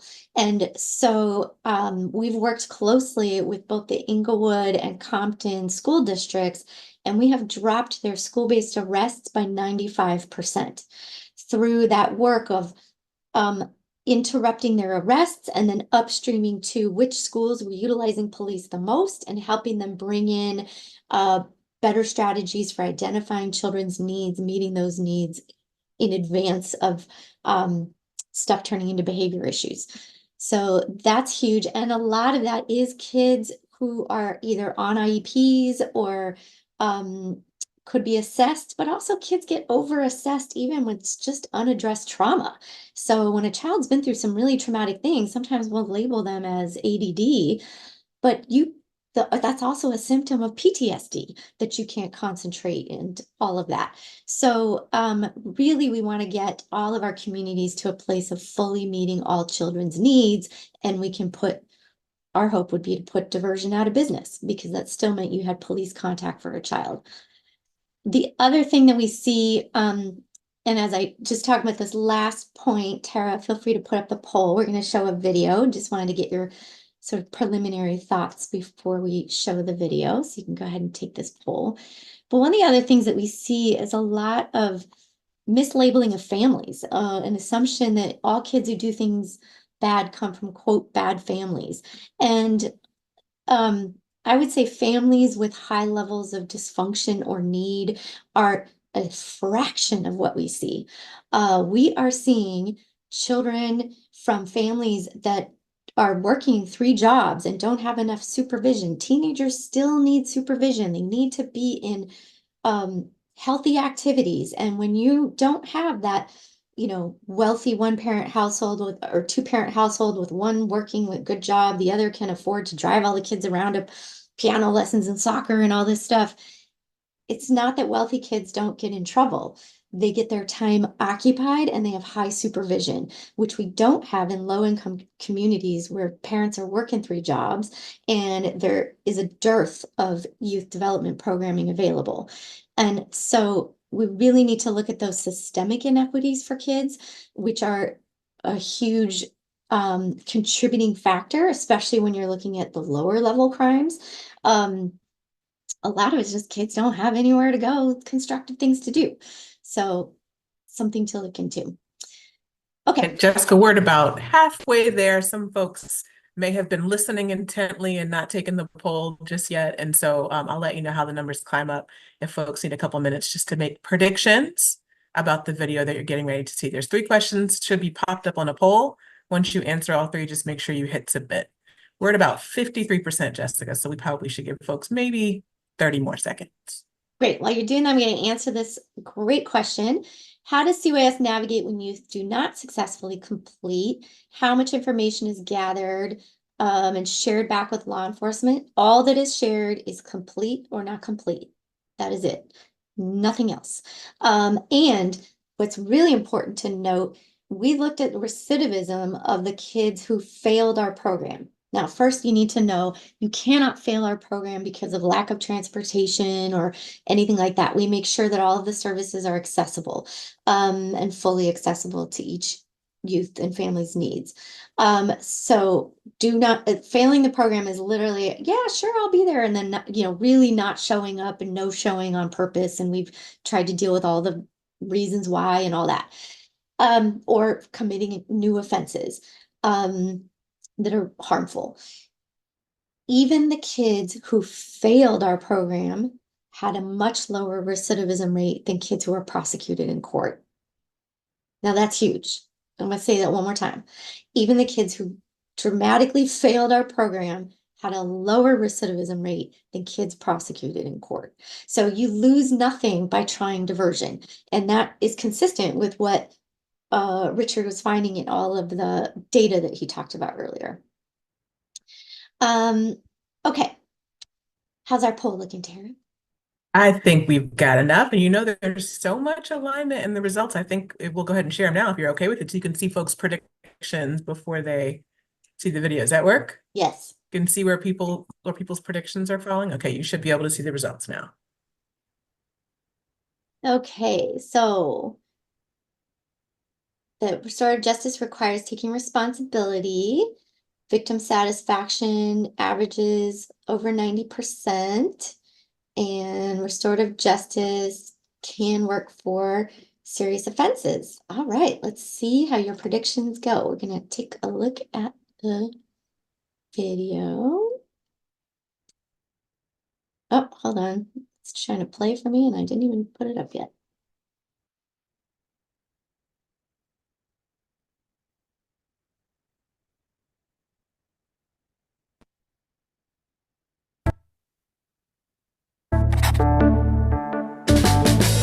More than half of victims of violent crime don't even call the police in the first place. They prefer nothing to everything we have to offer.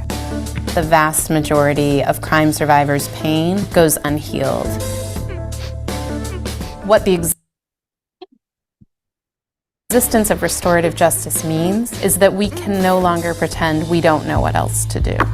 As a country, we're really good at punishment. It's passive, it doesn't require people to act, to think, it certainly doesn't require them to change. When we lock people up, we excuse them from their responsibility to answer for what they've done. Restorative justice is a process to hold them accountable. It's a tool. People take turns answering questions like what happened, what needs arise, whose responsibility is it to meet those needs, and how is that person going to do it? It requires someone to take responsibility, to repair things as much as possible, and to never commit that harm again. This isn't about feeling sorry, it's about doing sorry. Things like go to school, get a job, pay restitution, apologize, do community service. Restorative justice practices have been used to address low-level infractions like vandalism, up to addressing the impact of murders on the surviving family members. Restorative justice processes are first and foremost about meeting the needs of people who are hurt. Sometimes the person who can make the greatest contribution to a survivor's healing is the person who harmed them. To come through trauma, we need answers to our questions. To say, my life was never the same after you hurt me like that. Crime survivors want the most safety possibly available.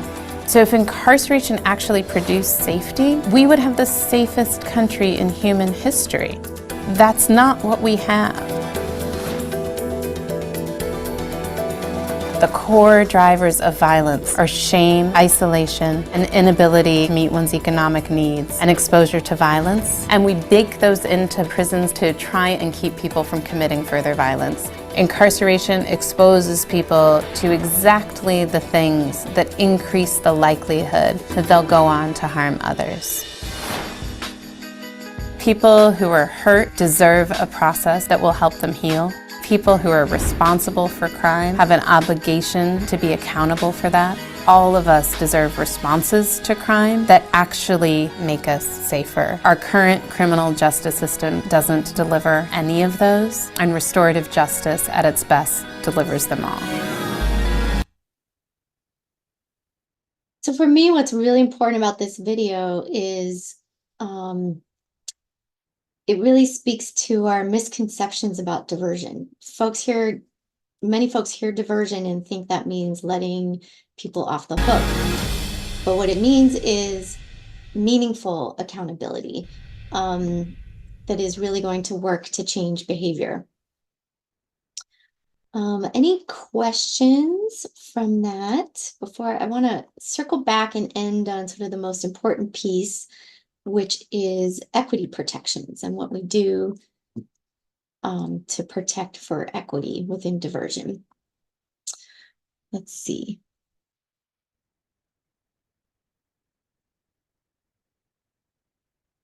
How long are we in contact with diverted youth from start to finish? So back to that question earlier, that point earlier about minimal dosage is really 6 months max. So, but for low risk kids, we try to keep it under 3 months.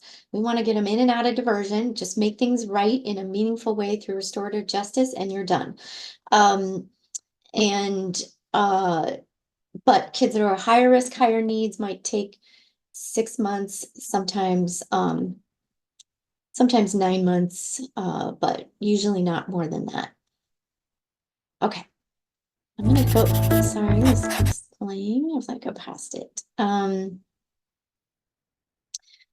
So just to recap, we have with our diversion, absolutely, when we're doing pre-booking, it's a clean background check. There's no arrest record because we're actually interrupting the arrest itself. And that's key because expungement is not as good as people think. It's not as foolproof. And if kids want to go on to things that require an intensive background check, security clearance, that all gets past an expungement. So we want to get right dosage, individualized service plans to that child's needs, rooted in youth development, and I want to talk about equity protections. I saved the best for last because this is really important. When we're talking about kids being over-policed, one of the biggest things we see is Black children in particular not being properly protected. So we see a higher rate, this happens disproportionately to Black kids, being arrested for assault when they were bullied mercilessly for a long time, tried to report it, and nothing was done about it. And so they're finally responding in self-defense and then arrested as the assailant.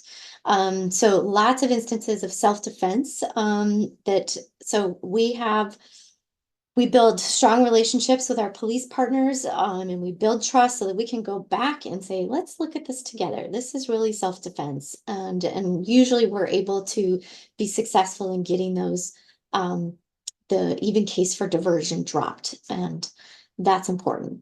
We also work to interrupt arrestable behavior that was instigated or escalated by an adult. We see this in schools as well.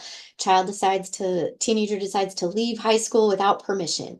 And a security guard or principal says, you can't leave, you need to go to the office. Kid says, I'm not going to the office. So security guard or principal grabs the kid by the arm to escort them to the office. And the kid pulls away and says, get off me, man. Well, now that's assault on a school official. No. We work to get those. It's not illegal to leave school. School is not prison. So that's an important piece that should not be in diversion. We have over policing, we've had kids arrested for spraying shaving cream on the grass. That happens in the suburbs all the time. Nobody calls police on a kid for that. So no, that's not diversion. And also we look for patterns of school who call police first without providing their own support and interventions first, which I talked about earlier. So we really look for those patterns and work with our law enforcement partners who will tell us this group home calls us 1,000 times a year. And then we work to bring other solutions in the community to reduce overall policing of kids. So that's really important when we get to those equity protections. Here's our contact info. And thanks. I'm going to turn it back to Tara. Thank you so much, Jessica. And we'll be sure to post that contact information in the chat in just a moment. And we would love to continue to have you all drop any other questions you have for Jessica in the chat. And we'll take a few minutes to answer those if you have them.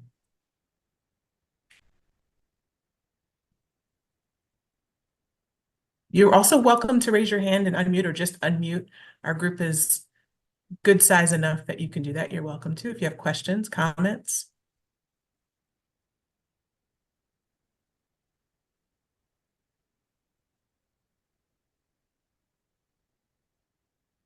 There's that contact information.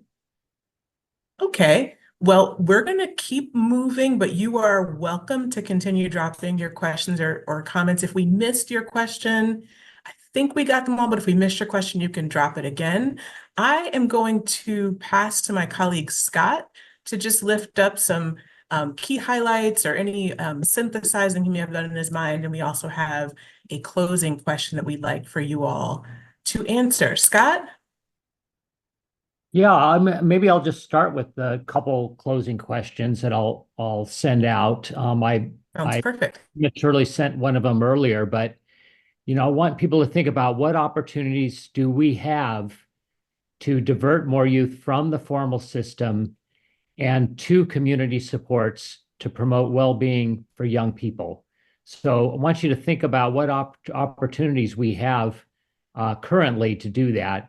And then I want you to think about what can you do in your role to promote effective diversion and the expansion of diversion. So feel free to put it in chat or speak up on that. And I'm going to just sort of the first part, the question was kind of a bit leading on my end because I think there are new opportunities such as CalAIM that has opportunities to really expansively use supports and funding and entitlements for young people. So want to suggest that we think about those opportunities ahead as we build more diversion programs. And I also want you all to consider the Office of Youth and Community Restoration as a resource as you're moving forward to do that. So I think that's just it. I just want to please respond to in the chat or, raise your hand, but just some food for thought. And I think I'll back to you, Tara. Yeah, I was going to say, while folks think about that, please do drop your answers. We would love to see what you're thinking. We shared a lot of information today on today's webinar, so we'd love to see where your mind is on that question that Scott posted. In the meantime, Jessica, Kimberly has a question in the chat that I think would be great to get your insights on, just about the tracking of diverted youth. Yeah, sure. We track our kids, and we hold ourselves accountable for lowering recidivism, and work with our system partners. So our probation department has been a wonderful partner in helping us look at recidivism. So we'll give them the list of all the kids that we've served over the last year, a couple years. And they've actually created a little tech algorithm where they can bounce back and let us know which have been rearrested and for what. And so we're looking at, and then we report that out in the aggregate. So we're not reporting individualized data per kid, because this is not about the kids, it's about holding our program accountable. But then we can report out in the aggregate, you know, if 100 kids served, X number had new offenses. So that's what we look at. Great. So your CBOs that have grants to provide those services within a certain date range, they just provide you their client list. Oh, to clarify, I'm with a CBO. I'm not with a probation department. So the CBO, right, Mhm. prepares the client list for everybody they've served under that particular contract. Send that over to probation. Probation does the match, and voila. Yes, and we also have agreements that it only goes to their data department. So it does not go to their supervision department. So their supervision department cannot see who we've served. And that's really important protection for civil rights. And yeah. Great. That's exactly what I needed. Just simple two-step process. And next year we can report out. Yay. Thanks, Kimberly. That's a great one. Other questions, comments? All right, well, we're hitting you all with several things in chat, but there is a couple little closing notes that we want to add. And so I'll invite Marcia to rejoin us here to close us out. We'll get you all out on time. Oh, Tara, I see one question from Jennifer we didn't get to answer. Did I miss one? Oh, yes, thank you. Thank you for catching it. Jennifer asked, do probation departments work with school districts to implement diversion programs in schools? So I haven't done research on it, so I can't speak to it outside of my own county. In our county, there was a lot of feedback from kids that the way that worked was, it really ended up with a lot of labeling. So what was happening was, schools were sort of using the on-site probation officer and would stick them in a bungalow. And it didn't matter how wonderful a human being the probation officer was and how much they cared about kids. Kids were getting labeled. The school would use the probation officer to send the quote bad kids. And they would be like, oh, the bungalow kids, the probation kids. There was a lot of labeling around that. And then because our probation department would have the family sign agreements essentially going on voluntary probation, they were still using a lot of the same strategies that were not rooted in youth development. And some of those kids would then have consequences in the court system for violating their voluntary probation.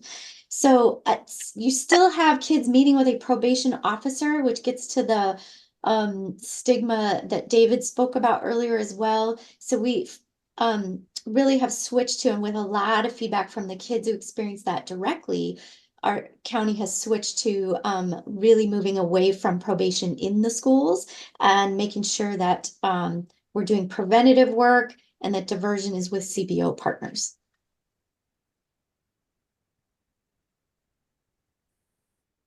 And then Jessica, it looks like Dan has a follow-up question. Yes. And then great, thank you for the suggestion to Mary Lou. Sure.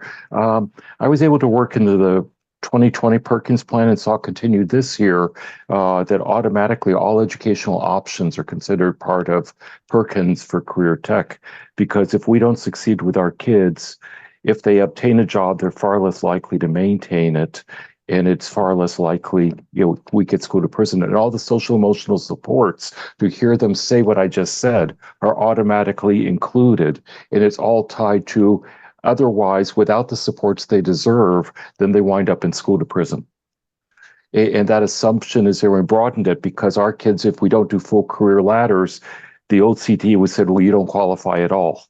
And we help kids reach the first rung. And I'm wondering, within the Centinela, which is so incredible, and I'll be contacting you for all sorts of different conferences I'm involved in. I just came from the youth courts for next year, Child Welfare and Attendance, CASGWA, CCEA Plus, and State SARB. I'll be there asking you. But can you talk about that CTE focus within the context of how you talk with kids? Well, so by CTE, do you mean career technical education? Career Okay. technical education, yeah.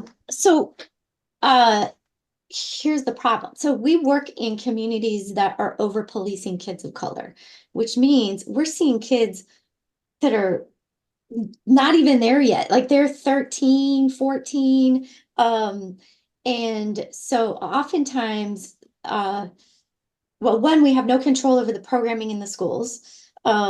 But when a kid is ready for job training, et cetera, then yes, we have partnerships that put them into job training, but they don't have to stay in diversion to move off into job training. So part of closing out diversion as soon as possible, closing kids out in enriching programs, including job career pathway programming, can absolutely be one of the things we're closing kids out into. But a lot of our families just want their kids focused on school right now.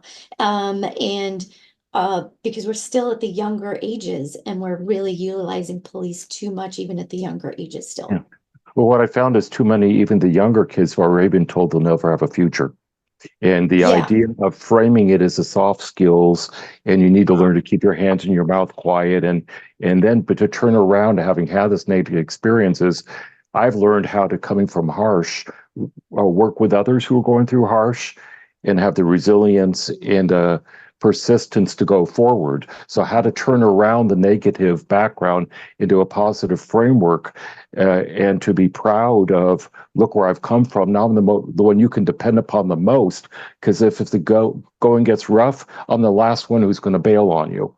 So I help kids with resume writing and applications from a strength standpoint, to counter those who will continue to undermine them unless we support them to be proud of who they are, even in far as being able to contribute to the community generally and to have jobs and support themselves. So I broaden from specific job training, which is too much, to this, wow, you can be powerful and are worthy, and we need you, because restorative is restoring everyone's place in a healthy community, and you are so essential. Yeah, that's beautiful, Dan. Thank you. Yeah, thank you so much, Dan, for sharing. I'm glad we could make this connection today as well. Okay, Marcia, the floor is yours. Right, very rich.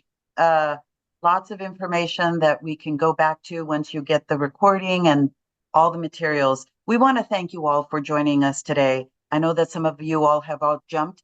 For some that are still here, please go in and provide your feedback, take the survey. Our next webinar, the Youth Justice Action Series, will be in September. We plan to provide updates on CalAIM funding. Join us on Monday, September 9th for the next webinar. And again, thank you for joining us today. We really appreciate you joining us.